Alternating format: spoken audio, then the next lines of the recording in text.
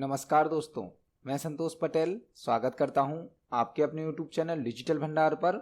आज की वीडियो में हम CPCT एग्जाम के लिए और सभी प्रकार के कॉम्पिटिटिव एग्जाम के लिए कंप्यूटर से संबंधित 20 इंपोर्टेंट क्वेश्चंस को समझने वाले हैं। जब हम एक क्वेश्चन को समझते हैं तो उससे संबंधित हमें कुछ और क्वेश्चन भी तैयार करने मिल जाते हैं। आप सभी क्वेश्चंस को नोट जरूर करें क्योंकि एक क्वेश्चन से रिलेटेड कई प्रकार के और भी क्वेश्चन बन सकते हैं। यदि आप CPCT एग्जाम के लिए तैयारी कर रहे हैं या आप किसी भी कॉम्पिटिटिव एग्जाम के लिए कंप्यूटर से संबंधित इंपोर्टेंट क्वेश्चन तैयार करना चाहते हैं तो आप हमारी वीडियोस के माध्यम से कंप्यूटर के इंपोर्टेंट क्वेश्चन तैयार कर सकते हैं। चलिए शुरुआत करते हैं आज की इस वीडियो का। देखते हैं आज का हमारा पहला क्वेश्चन क्या है। पहला क्वेश्चन हमसे पूछा गया है, आप एक बिजनेस लेटर लिखने के लिए किस एप्लीकेशन का उपयोग करेंगे? आप एक बिजनेस लेटर लिखने के लिए किस एप्लीकेशन का उपयोग करेंगे? यदि हमें कोई एक लेटर लिखना है, कोई आवेदन बनाना है, कोई एप्लीकेशन लिखना है, कोई रिज्यूमे बनाना है, तो हम किस सॉफ्टवेयर का उपयोग करेंगे? MS Access, MS Excel, MS PowerPoint या MS वर्ड? यदि हमें कोई लेटर बनाना होता है, कोई डॉक्यूमेंट बनाना होता है, कोई रिज्यूमे बनाना होता है, एप्लीकेशन बनानी होती है, तो हम MS वर्ड का यूज कर सकते हैं। MS वर्ड जो कि एक वर्ड प्रोसेसिंग सॉफ्टवेयर है जो कि टाइपिंग करने की, फॉर्मेटिंग करने की सुविधा प्रदान करता है। तो यदि हमें कोई बिजनेस लेटर लिखना है, कोई एप्लीकेशन लिखनी है, तो हम MS वर्ड सॉफ्टवेयर का यूज कर सकते हैं जो कि एक वर्ड प्रोसेसिंग सॉफ्टवेयर होता है जो टाइपिंग और फॉर्मेटिंग करने के लिए यूज किया जाता है। इस क्वेश्चन का आंसर होगा option number D, MS Word. MS Excel क्या है? MS एक्सेल तो एक स्प्रेडशीट सॉफ्टवेयर है। स्प्रेडशीट सॉफ्टवेयर जो डेटा को रो और कॉलम में अरेंज करने की सुविधा देता है। MS पावरपॉइंट एक प्रेजेंटेशन सॉफ्टवेयर है जिसमें हम प्रेजेंटेशन बना सकते हैं। MS एक्सेस एक DBMS सॉफ्टवेयर है जो कि डेटाबेस को बनाने की, डेटाबेस को मैनेज करने की सुविधा प्रदान करता है। तो इस क्वेश्चन का सही आंसर हो जाएगा option number D, MS word. देखते हैं हमारे नेक्स्ट क्वेश्चन को। नेक्स्ट क्वेश्चन है, ब्लैंक का उपयोग डेटा और पासवर्ड की सुरक्षा के लिए किया जाता है। ब्लैंक का उपयोग डेटा और पासवर्ड की सुरक्षा के लिए किया जाता है। हम कोई डेटा यदि ट्रांसफर करते हैं, शेयर करते हैं और यदि हम कहीं पर अपना पासवर्ड इनपुट करते हैं तो उसकी सुरक्षा के लिए किसका यूज किया जाता है? इनक्रिप्शन का, ऑथेंटिकेशन का, वेरिफिकेशन का या वर्चुअलाइजेशन का? हम जो भी डेटा शेयर करते हैं या जो पासवर्ड इनपुट करते हैं उनको सिक्योर करने के लिए, उनको सुरक्षित करने के लिए इनक्रिप्शन का यूज किया जाता है। इनक्रिप्शन और डिक्रिप्शन दो टेक्निक होती हैं। एक होता है इनक्रिप्शन, एक होता है डिक्रिप्शन। इनक्रिप्शन और डिक्रिप्शन किसी नेटवर्क में होने वाली कम्युनिकेशन को सिक्योर बनाते हैं। फॉर एग्जाम्पल, एक सेंडर है, सेंडर मतलब जो मैसेज को सेंड करता है, एक रिसीवर है जो मैसेज को रिसीव करता है। जब सेंडर कोई मैसेज सेंड करता है तो वह नॉर्मल टेक्स्ट में या प्लेन टेक्स्ट में सेंड करता है। फॉर एग्जाम्पल, सेंडर ने मैसेज सेंड किया हाय, तो यह एक नॉर्मल टेक्स्ट होगा या इसे हम कह सकते हैं प्लेन टेक्स्ट। जब यह नॉर्मल टेक्स्ट, यह प्लेन टेक्स्ट सेंड किया जाता है तो इस पर इनक्रिप्शन अप्लाई कर दिया जाता है। इनक्रिप्शन के द्वारा इस प्लेन टेक्स्ट को, नॉर्मल टेक्स्ट को साइपर टेक्स्ट में बदल दिया जाता है। साइपर टेक्स्ट क्या होता है? साइपर टेक्स्ट एक सीक्रेट कोड होता है जिसे आसानी से समझा नहीं जा सकता है। यह एक इनक्रिप्टेड टेक्स्ट होता है। तो नॉर्मल टेक्स्ट को या प्लेन टेक्स्ट को इनक्रिप्शन के द्वारा साइपर टेक्स्ट में बदल दिया जाता है। जब यह साइपर टेक्स्ट रिसीवर के पास पहुंचता है तो इस पर डिक्रिप्शन अप्लाई कर दिया जाता है। डिक्रिप्शन के द्वारा इस साइपर टेक्स्ट को वापस नॉर्मल टेक्स्ट में या प्लेन टेक्स्ट में कन्वर्ट कर दिया जाता है जिससे कि रिसीवर इस मैसेज को पढ़ सकता है। तो यहां पर जब भी कंप्यूटर नेटवर्क में या इंटरनेट पर कोई कम्युनिकेशन होती है, सूचनाओं का आदान प्रदान होता है, तो उसे सिक्योर करने के लिए इनक्रिप्शन और डिक्रिप्शन का यूज किया जाता है।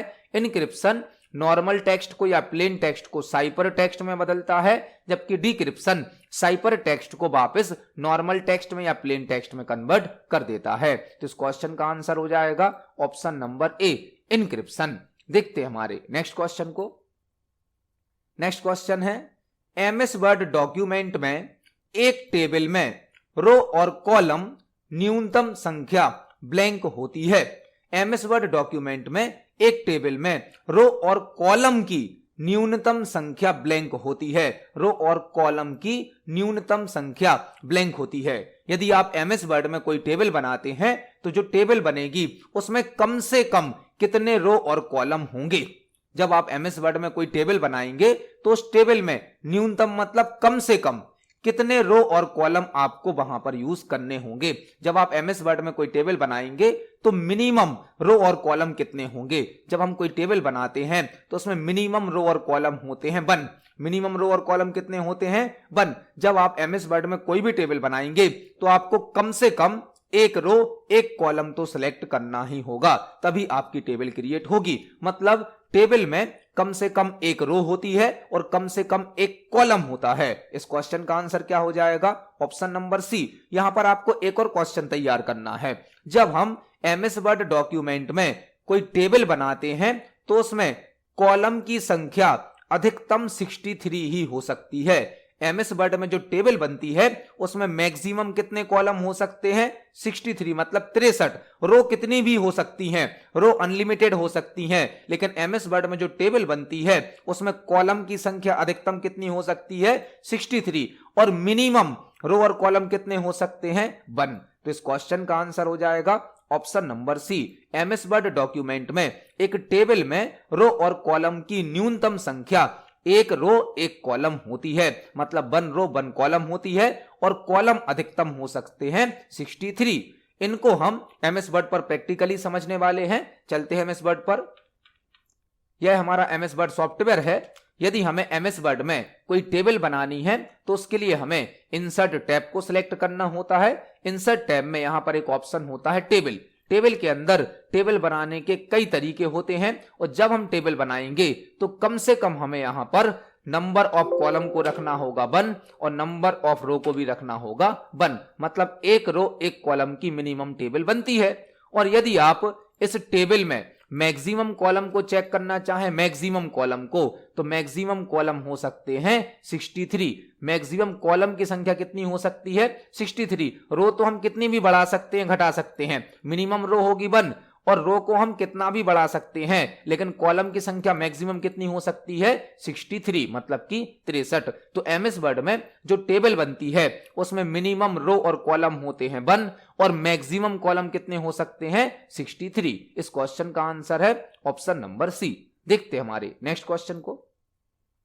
नेक्स्ट क्वेश्चन है, ब्लैंक टेक्स्ट को डॉक्यूमेंट से हटाता है और इसे क्लिप बोर्ड पर रखता है। ब्लैंक टेक्स्ट को डॉक्यूमेंट से हटाता है और इसे क्लिप बोर्ड पर रखता है। ऐसा कौन सा ऑप्शन है जो डॉक्यूमेंट से किसी टेक्स्ट को हटा देगा और उसे क्लिप बोर्ड पर रख देगा?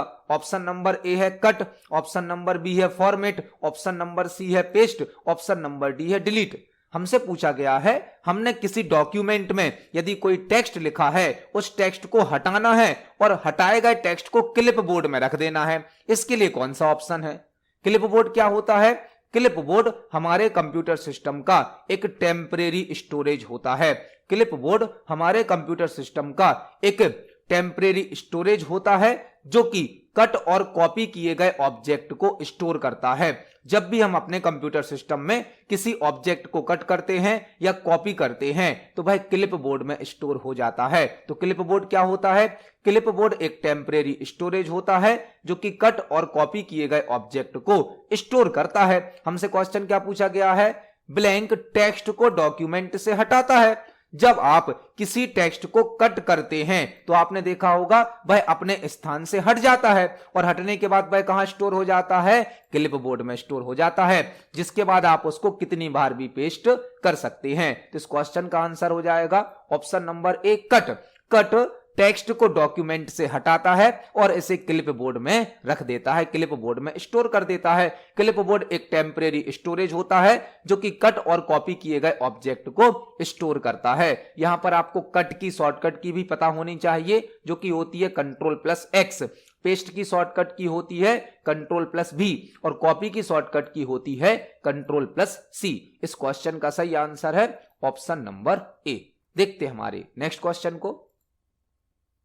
नेक्स्ट क्वेश्चन है, बैकअप से फाइल्स को रिकवर करने के लिए निम्नलिखित में से किस विकल्प का उपयोग किया जाता है? बैकअप से फाइल्स को रिकवर करने के लिए निम्नलिखित में से किस विकल्प का उपयोग किया जाता है?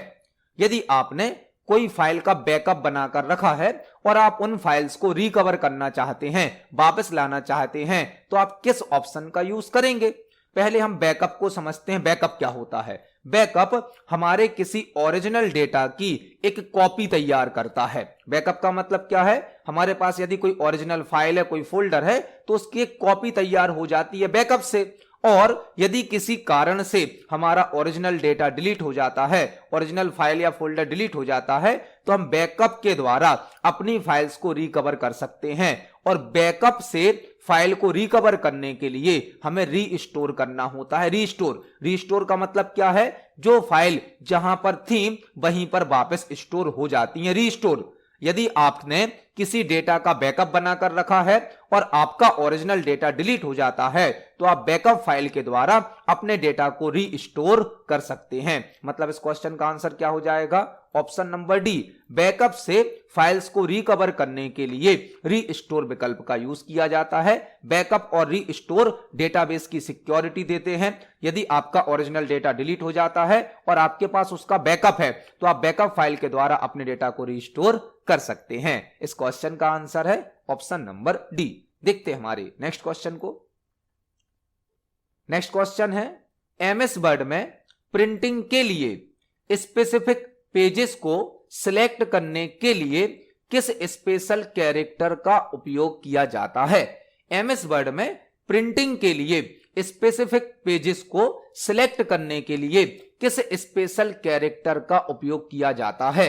हमने अपने प्रीवियस वीडियोस में भी इस प्रकार का एक क्वेश्चन समझा है। वहां पर हमने समझा था एमएस वर्ड में प्रिंटिंग के लिए पेज रेंज को सिलेक्ट करने के लिए किस स्पेशल कैरेक्टर का उपयोग किया जाता है। वहां पर हमने समझा था पेज रेंज यदि हमें सिलेक्ट करनी है तो कौन सा सिंबल यूज करेंगे। आज हमसे पूछा गया है एमएस वर्ड में प्रिंटिंग के लिए स्पेसिफिक पेजेस, मतलब कौन कौन से पेज हमें प्रिंट करने हैं। जो पेज हम देंगे वही प्रिंट होने चाहिए, उनके अलावा कोई पेज प्रिंट नहीं होना चाहिए, मतलब फिक्स पेज। तो उसके लिए हमें कौन सा स्पेशल कैरेक्टर यूज करना होता है? यहां पर आपको दो क्वेश्चन तैयार करने हैं। एक क्वेश्चन हमने जो प्रीवियस वीडियो में तैयार किया था वो कि यदि प्रिंटिंग करते समय आपको पेज की एक रेंज देनी है। फॉर एग्जाम्पल, हमने एमएस वर्ड में एक फाइल बनाई। इस फाइल में हमने टोटल 100 पेज टाइप करे हैं। 100 पेज हमने एमएस वर्ड में एक फाइल बनाई जिसमें हमने 100 पेज टाइप करे हैं। अब यदि हमें पेज नंबर 10 से लेकर पेज नंबर 20 तक प्रिंट करना है, पेज नंबर 10 से पेज नंबर 20 तक, तो यह एक रेंज कहलाएगी। रेंज के लिए यूज होता है हाइपन सिंबल का। हाइपन सिंबल जो कि माइनस का साइन होता है, इससे हम प्रिंटिंग करते समय पेज की रेंज सेट करते हैं। और आज हमसे क्वेश्चन क्या पूछा गया है? स्पेसिफिक पेजेस, मतलब कुछ फिक्स पेज जो हमें प्रिंट करने हैं उसके लिए कौन सा कैरेक्टर यूज होगा? उसके लिए यूज होता है कॉमा का। फॉर एग्जाम्पल, हमारी फाइल में 100 पेज हैं, हमें पेज नंबर 1 प्रिंट करना है, इसके बाद हमने कॉमा लगाया। फिर हमें पेज नंबर 5 प्रिंट करना है, फिर हमने कॉमा लगाया। फिर हमें पेज नंबर 10 प्रिंट करना है, हमने कॉमा लगाया। इस प्रकार से आप कॉमा लगा कर स्पेसिफिक पेजेस को प्रिंट कर सकते हैं। यदि आपको कुछ निश्चित पेज प्रिंट करने हैं, स्पेसिफिक पेज प्रिंट करने हैं, तो कॉमा का यूज किया जाता है। और यदि पूरी रेंज प्रिंट करनी है, एक रेंज, तो आप हाइपन का यूज कर सकते हैं। इस क्वेश्चन का आंसर हो जाएगा option number B, comma. MS Word में प्रिंटिंग के लिए स्पेसिफिक पेजेस को सिलेक्ट करने के लिए कॉमा सिंबल का यूज किया जाता है। प्रिंटिंग क्या होती है? प्रिंटिंग के द्वारा हम अपने डॉक्यूमेंट की हार्ड कॉपी प्राप्त कर सकते हैं। और प्रिंट ऑप्शन की शॉर्टकट की होती है Ctrl+P। इस क्वेश्चन का सही आंसर है ऑप्शन नंबर बी। देखते हैं हमारे नेक्स्ट क्वेश्चन को। नेक्स्ट क्वेश्चन है, निम्नलिखित में से किस प्रकार के कंप्यूटर में डिजिटल और एनालॉग प्रोसेस दोनों की विशेषताएं होती हैं? निम्नलिखित में से किस प्रकार के कंप्यूटर में डिजिटल और एनालॉग प्रोसेस दोनों की विशेषताएं होती हैं? यह क्वेश्चन टाइप्स ऑफ कंप्यूटर से पूछा गया है, कंप्यूटर के प्रकार से पूछा गया है। आपने कंप्यूटर के प्रकार पढ़े होंगे, एप्लीकेशन के आधार पर, पर्पस के आधार पर, साइज के आधार पर। तो जो एप्लीकेशन के आधार पर कंप्यूटर के प्रकार होते हैं वह होते हैं एक एनालॉग कंप्यूटर, एक डिजिटल कंप्यूटर, एक हाइब्रिड कंप्यूटर। जो एप्लीकेशन के आधार पर, अनुप्रयोग के आधार पर कंप्यूटर के प्रकार होते हैं वह 3 होते हैं, एनालॉग कंप्यूटर, डिजिटल कंप्यूटर और हाइब्रिड कंप्यूटर। एनालॉग कंप्यूटर जो होते हैं यह किसी क्वांटिटी को, किसी प्रेशर को, किसी टेम्परेचर को कैलकुलेट करते हैं, एनालॉग सिग्नल पर वर्क करते हैं। जबकि डिजिटल कंप्यूटर डिजिटल नंबर पर वर्क करते हैं, 0-1 पर। लेकिन एनालॉग कंप्यूटर की स्पीड डिजिटल कंप्यूटर से अधिक फास्ट होती है। डिजिटल कंप्यूटर हमें एक्यूरेट रिजल्ट देता है, जबकि एनालॉग कंप्यूटर एक्यूरेट रिजल्ट नहीं देता है। एनालॉग कंप्यूटर में खास बात क्या है, यह फास्ट होते हैं, और डिजिटल कंप्यूटर में खास बात क्या है, इनका आउटपुट एक्यूरेट होता है।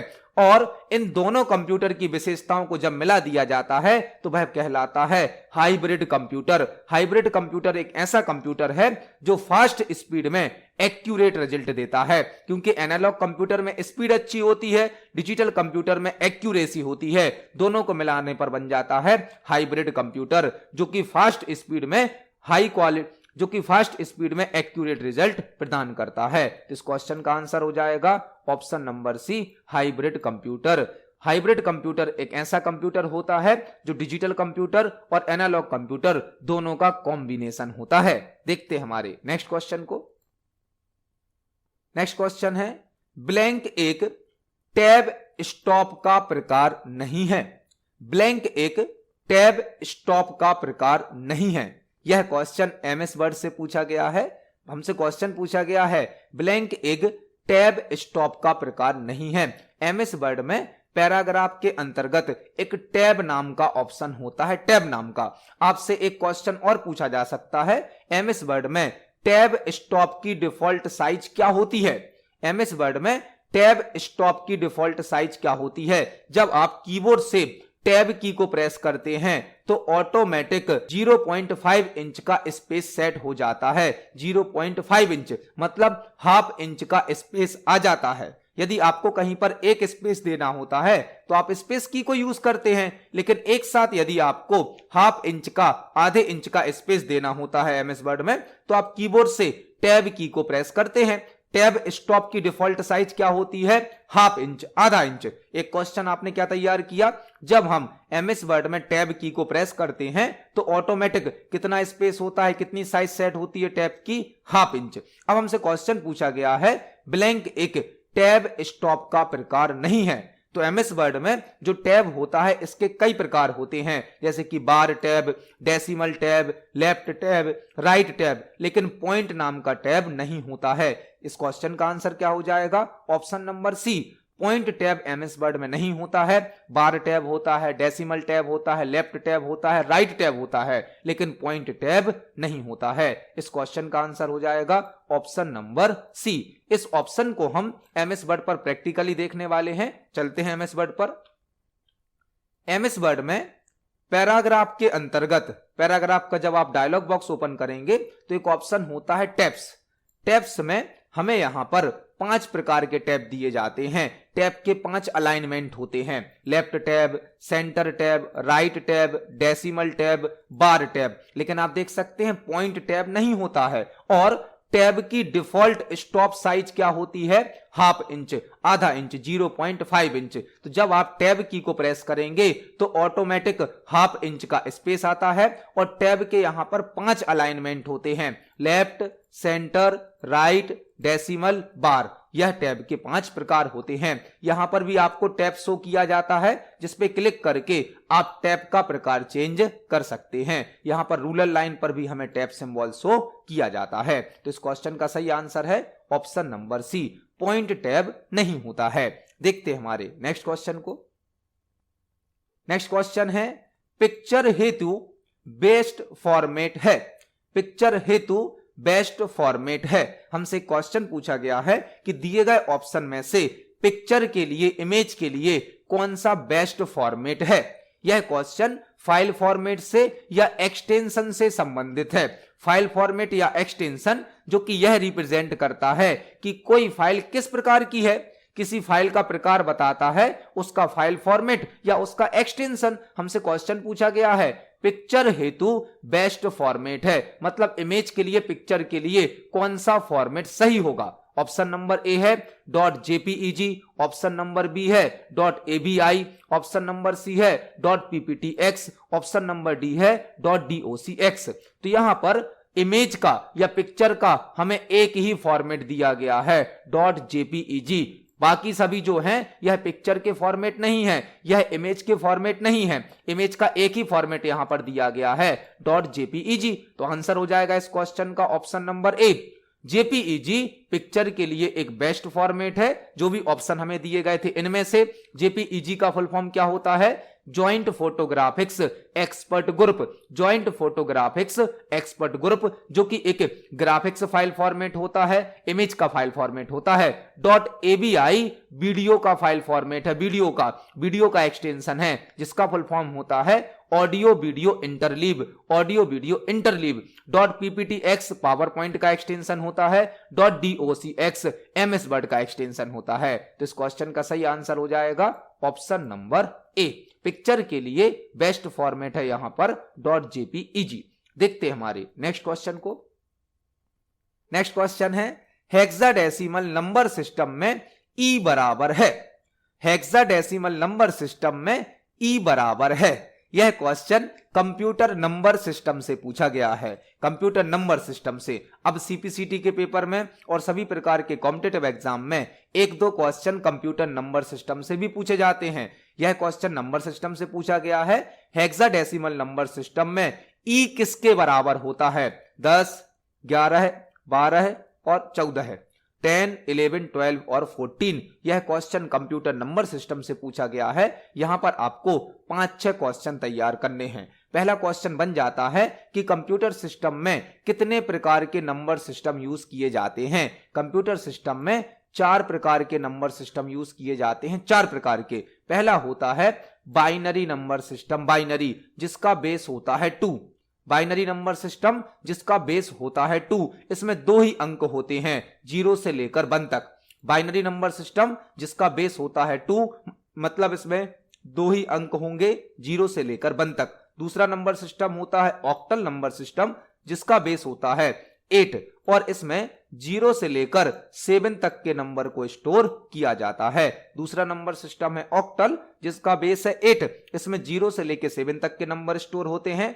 तीसरा होता है डेसिमल नंबर सिस्टम जिसका बेस होता है 10, इसमें 0 से लेकर 9 तक के नंबर स्टोर किए जाते हैं, 0 से लेकर 9 तक। और लास्ट होता है हेक्साडेसिमल नंबर सिस्टम जिसका बेस होता है 16, मतलब इसमें टोटल 16 वैल्यू होती हैं, लेकिन इसके कुछ रूल्स अलग हैं। इसमें 0 से लेकर 9 तक तो नंबर आएंगे क्योंकि नंबर होते हैं टोटल 10, 0 से लेकर 9 तक। लेकिन जैसे ही 10 आता है तो 10 को लिखा जाता है A, 11 को लिखा जाता है B, 12 को लिखा जाता है C, 13 को लिखा जाता है D, 14 को लिखा जाता है E और 15 को लिखा जाता है F। तो हेक्साडेसिमल नंबर सिस्टम में बेस होता है 16, 0 से लेकर 9 तक तो नंबर यूज होते हैं, लेकिन 10 से लेकर 15 तक अल्फाबेट यूज किए जाते हैं। 10 बराबर होता है A के, 11 बराबर होता है B के, 12 बराबर होता है C के,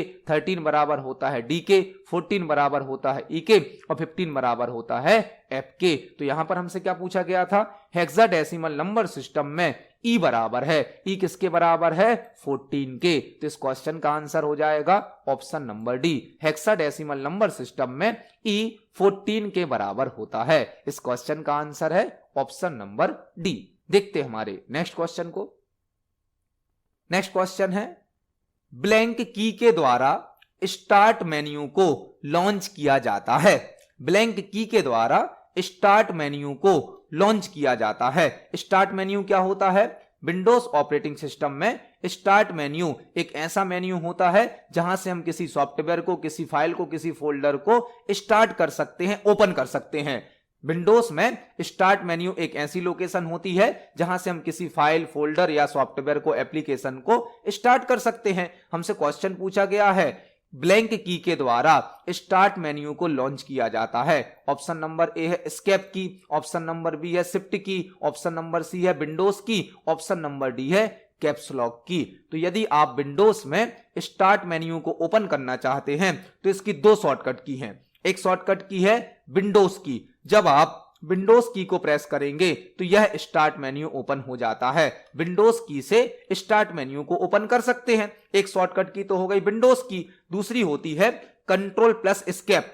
कंट्रोल प्लस एस्केप से भी हम स्टार्ट मेन्यू को ओपन कर सकते हैं। कंट्रोल प्लस एस्केप से भी स्टार्ट मेन्यू ओपन हो जाता है। तो स्टार्ट मेन्यू को लॉन्च करने की या ओपन करने की दो शॉर्टकट की हैं, एक तो विंडोज की और एक कंट्रोल प्लस एस्केप की। आपसे एक क्वेश्चन और पूछा जा सकता है, स्टार्ट मेन्यू को क्लोज करने की शॉर्टकट की क्या है? स्टार्ट मेन्यू यदि ओपन है, आप इसको एस्केप की से क्लोज कर सकते हैं। एस्केप की से, कंट्रोल एस्केप से स्टार्ट मेन्यू ओपन होता है और एस्केप की से यह क्लोज हो जाता है। यहां पर हमने 2-3 क्वेश्चन तैयार करे। इस क्वेश्चन का आंसर है ऑप्शन नंबर सी। देखते हैं हमारे नेक्स्ट क्वेश्चन को। नेक्स्ट क्वेश्चन है Amazon.com निम्न मॉडल का प्रकार है।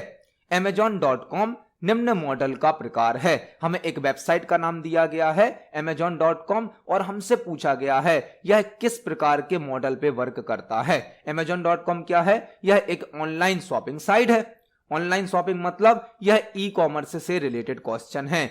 ई कॉमर्स मतलब इलेक्ट्रॉनिक कॉमर्स। जब हम किसी वस्तु को इंटरनेट के माध्यम से खरीदते हैं, बेचते हैं, तो उसे ई कॉमर्स कहा जाता है। वस्तुओं और सेवाओं को इंटरनेट से खरीदना और बेचना क्या कहलाता है? ई कॉमर्स कहलाता है। हमें एक नाम दिया गया है Amazon.com और हमसे पूछा गया है किस मॉडल पर यह वर्क करता है। तो जो Amazon.com है वह B2C मॉडल पर वर्क करता है। B2C मतलब business to consumer. Business to consumer. इस वेबसाइट पर, इस ऐप पर बहुत सारी बिजनेस कंपनीज कंज्यूमर को मतलब कस्टमर को अपने प्रोडक्ट सेल करती हैं। B2C का मतलब क्या होता है? Business to consumer. जैसे Amazon.com है, Flipkart.com है, Paytm.com है, जो भी ऑनलाइन शॉपिंग साइट हैं वह सभी किस मॉडल पे वर्क करती हैं? अधिकतर B2C मॉडल पर, जिसका फुल फॉर्म क्या होता है? Business to consumer. यह सभी ई कॉमर्स के टाइप हैं, ई कॉमर्स के मॉडल हैं। B2B का फुल फॉर्म क्या होता है? Business to business. C2C का फुल फॉर्म क्या होता है? Consumer to consumer. और C2B का फुल फॉर्म क्या होता है? Consumer to business. इस क्वेश्चन का आंसर है ऑप्शन नंबर बी, B2C। जो Amazon.com है वह B2C मॉडल पर वर्क करता है। जो भी ऑनलाइन शॉपिंग साइट हैं अधिकतर B2C मॉडल पर वर्क करती हैं। देखते हैं हमारे नेक्स्ट क्वेश्चन को। नेक्स्ट क्वेश्चन है बायोस का मतलब है। बायोस का मतलब क्या है हमें यहां पर बताना है। हमसे बायोस का फुल फॉर्म पूछा गया है। बहुत ही बेसिक और सिंपल सा क्वेश्चन है। बायोस का फुल फॉर्म क्या होता है? बायोस का फुल फॉर्म होता है basic input output system. Basic input output system. BIOS का फुल फॉर्म क्या होता है? Basic input output system. आपसे एक क्वेश्चन और पूछा जा सकता है, बायोस प्रोग्राम कहां स्टोर होता है? बायोस प्रोग्राम परमानेंटली रोम में स्टोर होता है। रोम में। बायोस प्रोग्राम को परमानेंटली कहां स्टोर करके रखा जाता है?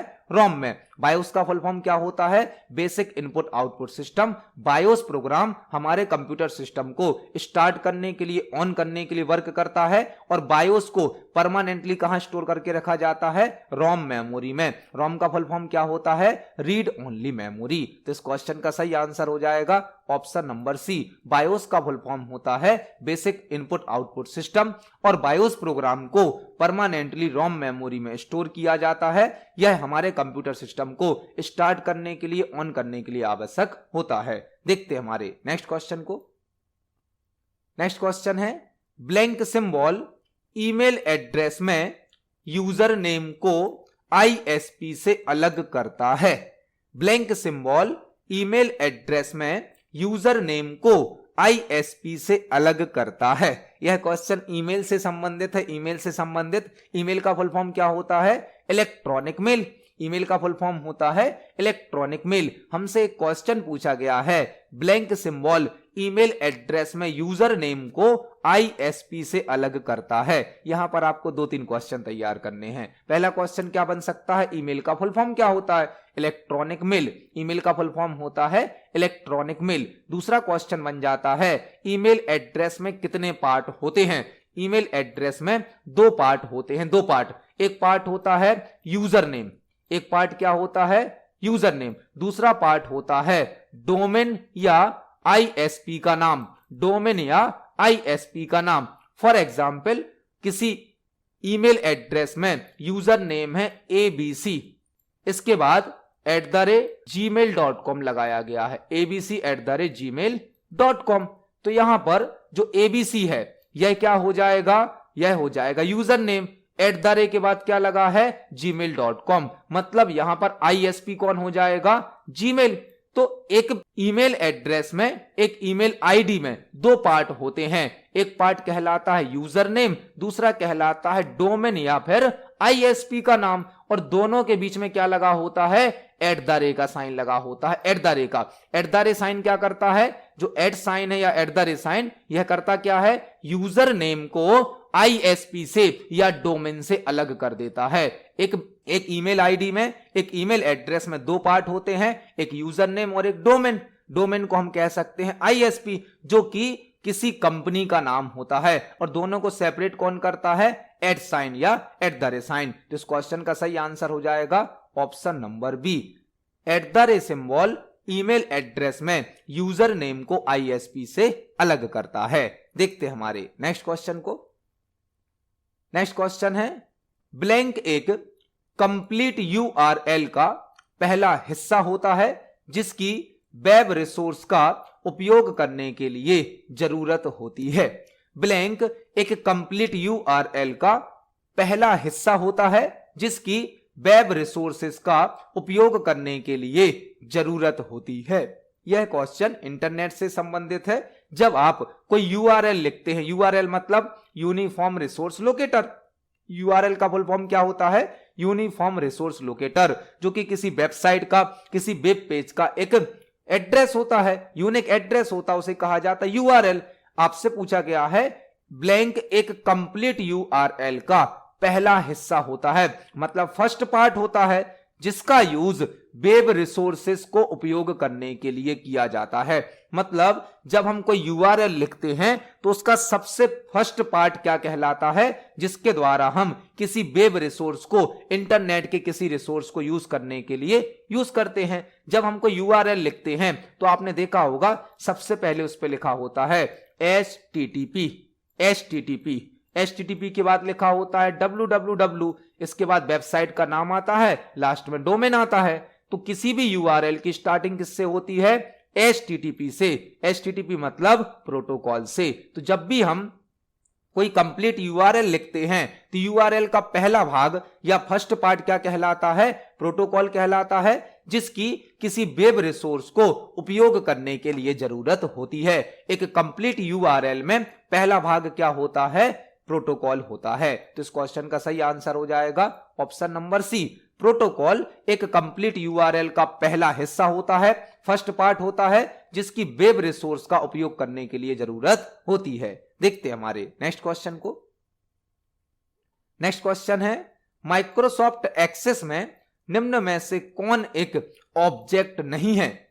माइक्रोसॉफ्ट एक्सेस में निम्न में से कौन एक ऑब्जेक्ट नहीं है? यह क्वेश्चन MS एक्सेस से पूछा गया है। MS एक्सेस जो कि एक DBMS और RDBMS सॉफ्टवेयर है। MS एक्सेस एक DBMS मतलब कि डेटाबेस मैनेजमेंट सिस्टम और RDBMS मतलब रिलेशनल डेटाबेस मैनेजमेंट सिस्टम है, जिसे माइक्रोसॉफ्ट कंपनी ने बनाया है। यह डेटाबेस को बनाने की, डेटाबेस को ऑर्गेनाइज करने की, डेटाबेस पर कई प्रकार के ऑपरेशन परफॉर्म करने की सुविधा प्रदान करता है। यदि हमें कोई डेटाबेस बनाना है, उस डेटाबेस को मैनेज करना है, तो हम MS एक्सेस का यूज कर सकते हैं।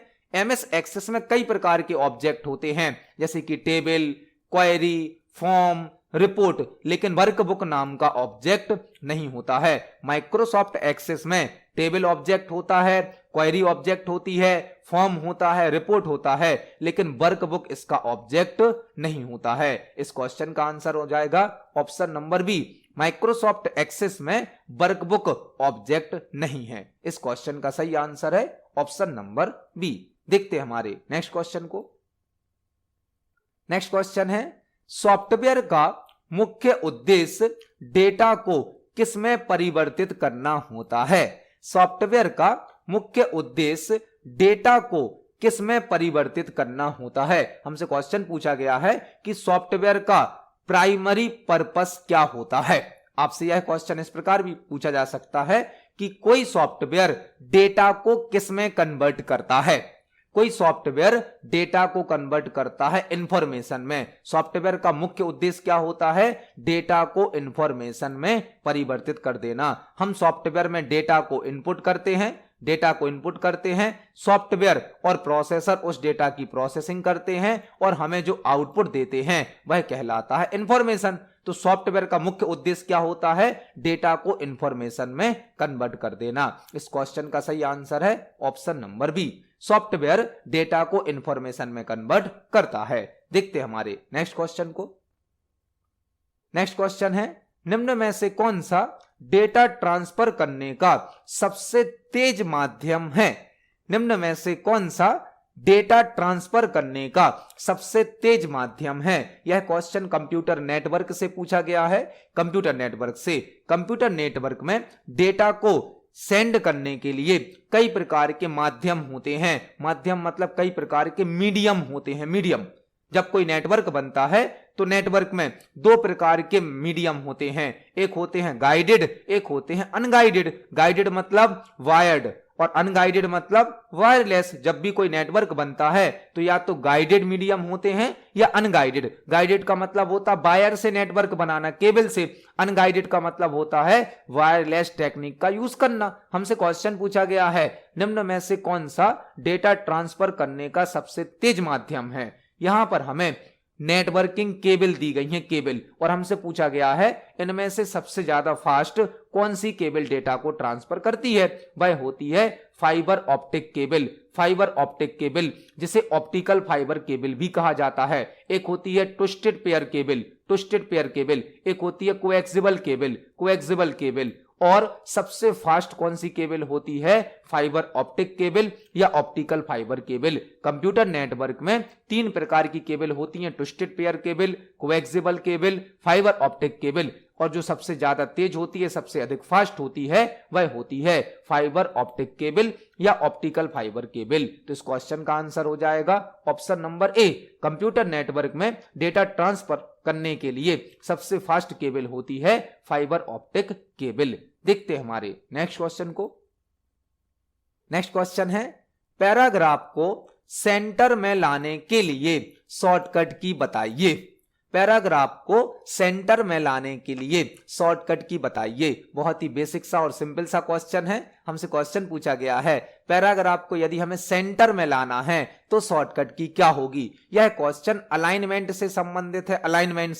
अलाइनमेंट यहां पर चार प्रकार के होते हैं। एक होता है लेफ्ट अलाइनमेंट, लेफ्ट, जिसकी शॉर्टकट की होती है Ctrl+L, लेफ्ट अलाइनमेंट। दूसरा होता है Ctrl+R से राइट अलाइनमेंट, Ctrl+R से कौन सा अलाइनमेंट होता है? Right alignment. Ctrl+J से होता है जस्टिफाई अलाइनमेंट और Ctrl+E से हो जाता है सेंटर अलाइनमेंट। अलाइनमेंट चार प्रकार के होते हैं, left alignment Ctrl+L, right alignment Ctrl+R, justify alignment Ctrl+J और सेंटर अलाइनमेंट Ctrl+E। हमसे क्या पूछा गया था?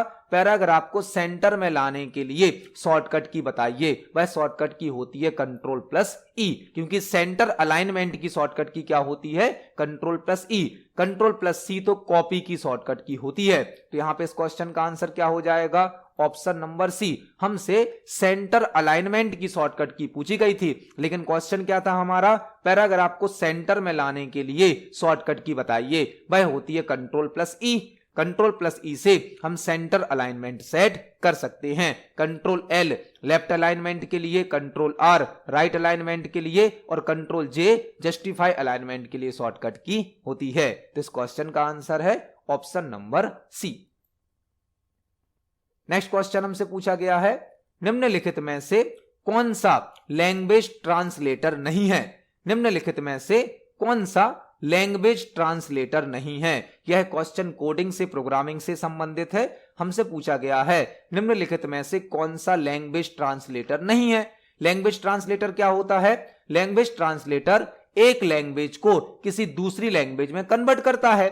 एक टाइप की लैंग्वेज को किसी दूसरे टाइप में बदलने के लिए लैंग्वेज ट्रांसलेटर का यूज किया जाता है।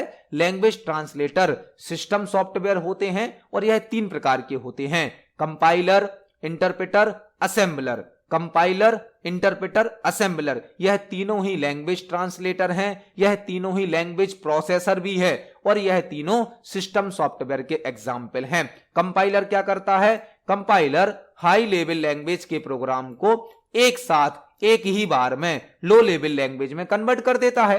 कंपाइलर हाई लेवल लैंग्वेज में बनाए गए प्रोग्राम को एक साथ कंप्लीट प्रोग्राम को लो लेवल लैंग्वेज में कन्वर्ट करता है। इंटरप्रेटर भी हाई लेवल लैंग्वेज में बनाए गए प्रोग्राम को लो लेवल लैंग्वेज में बदलता है, लेकिन यह प्रोग्राम को लाइन बाय लाइन बदलता है, एक एक लाइन करके बदलता है। कंपाइलर और इंटरप्रेटर दोनों ही प्रोग्राम को हाई लेवल लैंग्वेज से लो लेवल लैंग्वेज में बदलते हैं, लेकिन कंपाइलर एक साथ कंप्लीट प्रोग्राम को बदलता है, जबकि इंटरप्रेटर प्रोग्राम को लाइन बाय लाइन बदलता है। और असेंबलर क्या करता है? यह असेंबली लैंग्वेज को मशीन लैंग्वेज में, मतलब बाइनरी लैंग्वेज में या लो लेवल लैंग्वेज में बदलता है। असेंबलर असेंबली लैंग्वेज को मशीन लैंग्वेज में बदलता है।